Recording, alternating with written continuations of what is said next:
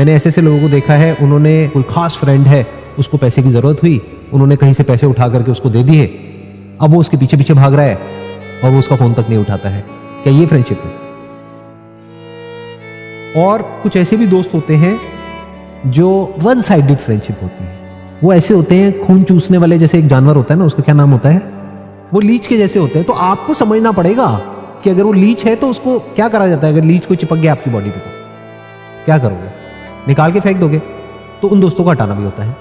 वहां पे इमोशनल नहीं होना होता है, हम तो बचपन के दोस्त हैं, अब क्या करें, अब जो भी है जैसा भी है दोस्त है। अरे नहीं, आपको समझ आ गया है कि वो लीच है, यानी वो सिर्फ खून चूसना जानता है, वो ईमानदार नहीं है, तो हटा दो उसको।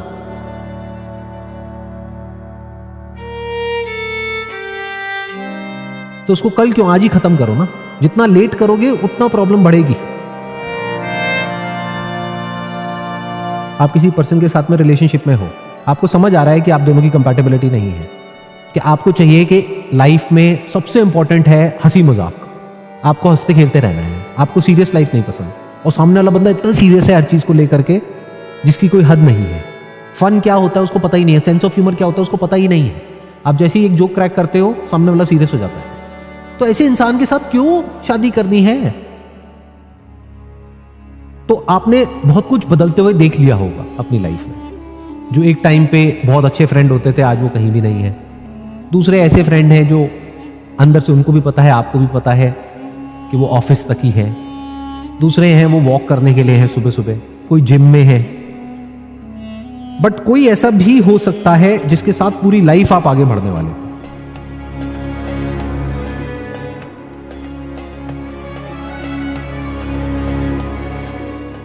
फैमिली की जो कमियां है वो तो हमें दिखती है, बट फैमिली का जो एक सपोर्ट स्ट्रक्चर है वो हमें नहीं दिखता है, उसकी इंपॉर्टेंस हमारे लिए है ही नहीं। फिर जब फैमिली नहीं होती है और ये दुनिया होती है जहां पर हर आदमी भूखे भेड़िए के जैसा है, हर कोई अपने बारे में सोच रहा है, बाहर तो आपके हाथ में जो निवाला होगा वो भी छीनने वाले लोग बैठे हैं, जिससे मेरा कुछ फायदा हो जाए, वो जाए भाड़ में, मुझे क्या फर्क पड़ता है। ऐसी नहीं है दुनिया। फैमिली तो ऐसी नहीं है ना। फैमिली तो खुद भूखी रहेगी आपका पेट भरने के लिए। बट वो फैमिली की इंपॉर्टेंस कब समझ आती है? जब बहुत देर हो जाती है। We want some kind of a support system. ये नीड है, ये कोई वॉन्ट नहीं है, कोई डिजायर नहीं है।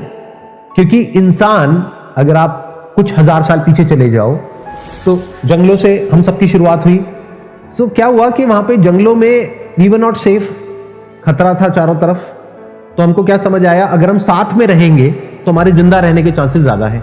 जब कोई हमारे साथ होता है और पूरी तरह से हमको सपोर्ट करने के लिए तैयार होता है, यहां तक कि वो हमारे लिए मरने को भी तैयार है, तो we feel safe and secure. And security is a need, it is not a desire. Whenever you are feeling bad or because of someone, तो you need to sort it out as soon as possible. Solution ये नहीं है कि आपको बुरा feel ना हो, क्योंकि अगर किसी ने आपको हर्ट किया है कुछ बोल करके तो एक बार तो हर्ट होगा। तो अब उसके लिए क्या सोल्यूशन होता है कि आप सामने वाले से बात कर सकते हैं, उनको बोल सकते हैं, उनको बताइए कि आपको बुरा लगा है। बहुत बार क्या होता है, उनको पता ही नहीं होता है कि आपको बुरा लगा है। वो मजाक था तो मुझे क्यों बुरा लग रहा है। बट हाँ, मजाक की भी अपनी एक लिमिट होती है। अगर वो लिमिट क्रॉस हो जाती है तो बुरा लग रहा है। इफ दैट बिकम्स, फ्रेंड्स में बहुत होता है, जैसे बुलिंग होता है और होता है। तो अगर वो बुरा लगता है आपको genuinely, you should let them know this is not right. अभी एक बार हो गया, that's okay, but this should not be repeated because this is my reason. तो कंप्लेनिंग इज नॉट बैड। जब भी आपके साथ में कुछ भी अनफेयर होता है तो कंप्लेन करना पड़ेगा ना। कंप्लेन नहीं करोगे तो सामने वाले को पता कैसे लगेगा आपके साथ में कुछ अनफेयर हो रहा है। आप एक रिलेशनशिप में हो और सामने वाला कुछ गलत कर रहा है आपके साथ में, लेकिन उसको खुद को ही नहीं पता है कि वो क्या गलत कर रहा है, बट आपको पता है, तो आप उसको कंप्लेन करोगे, ये जो तुम कर रहे हो ये ठीक नहीं है, इसको चेंज करो या हम इस रिलेशनशिप को खत्म करेंगे। Then that person will give his or her own reason कि मैंने ये करके नहीं कहा था जैसे आप इसको इंटरप्रेट कर रहे हो, मेरा ये था। फिर उसकी बात को समझो, तो हो सकता है आपको ये रियलाइज हो कि हाँ, मेरा ही इंटरप्रिटेशन गलत था, चीजों को उनके स्टैंड पॉइंट से नहीं देख पा रहे हैं। या फिर हो सकता है कि हम रिएक्ट कर रहे हैं एकदम से, क्योंकि अगर आप बताओगे नहीं सामने वाले को और बार बार आपको बुरा लगता चला जा रहा है, तो you are ultimately getting into a psychological zone which is not good from the long term perspective. तो इट्स ऑलवेज बेटर कि आप उसी वक्त उनको कम्युनिकेट करें अगर कोई मेजर इशू है तो। माइनर है तो you can just let go of it and से माइनर तो थोड़ा बहुत तो रहेगा, मतलब डोंट बी अ परफेक्शनिस्ट। तो हमको ये पता होना चाहिए कि कहां पे स्टैंड लेना है, कहां पे नहीं लेना है। सबसे पहले तो ये समझना है मैरिज मतलब क्या। मैरिज मतलब companionship for your entire life, partnership for your entire life. ये छोटी चीज नहीं है, ये हमको पता है अंदर से कि बहुत बड़ी चीज है, लेकिन फिर भी हम 2-4 मीटिंग्स करके किसी के साथ में इतना बड़ा डिसीजन ले लेते हैं शादी करने का, सिर्फ उसके बेस पे कि जो वो दिखा रहा है या दिखा रही है। और आज भी ये चीज बहुत चल रही है। मैरी अ पर्सन जिसके साथ में आप अपनी पूरी जिंदगी स्पेंड करना चाहते हो और कर सकते हो।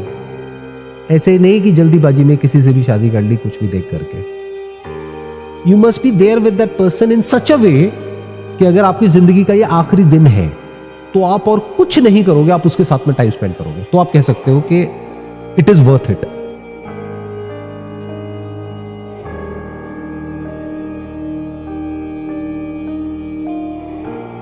आई थिंक अगर आप मेरे से पूछोगे ना कि एक ऐसी क्या क्वालिटी होनी चाहिए जो 2 लोगों में होनी चाहिए इससे पहले कि वो ये डिसीजन लेके हमें शादी करनी है या नहीं करनी, साथ में हंसना आना चाहिए, बहुत इंपॉर्टेंट है।